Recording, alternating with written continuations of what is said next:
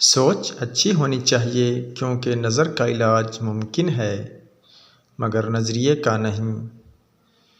ज़बरदस्ती किसी पर मुसल्लत होने से लाख बेहतर है कि अपनी ज़ात के टूटे हुए टुकड़े उठाएं और अलग हो जाएं। दुनिया के सामने ख़ुद को फ़रिश्ता साबित करने की बजाय हकीकत में एक अच्छा इंसान बनना बेहतर है। कोई नहीं है यहाँ एतबार के काबिल, किसी को राज बताओगे तो मारे जाओगे। कब्रिस्तान नौजवानों से भरा जा रहा है और लोग सोच रहे हैं बुढ़ापे में तौबा करेंगे। वक्त हमेशा एक जैसा नहीं रहता। परिंदा जब जिंदा होता है तो चोंटियों को खाता है, मगर जब मर जाता है तो वही चोंटियाँ उससे खा जाती हैं।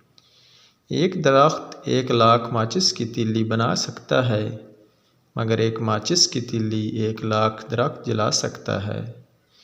इंसान जब जिंदा होता है तो मिट्टी से रिज़्क लेता है, मगर जब मर जाता है तो वही मिट्टी उससे अपना रिज़्क बना देती है।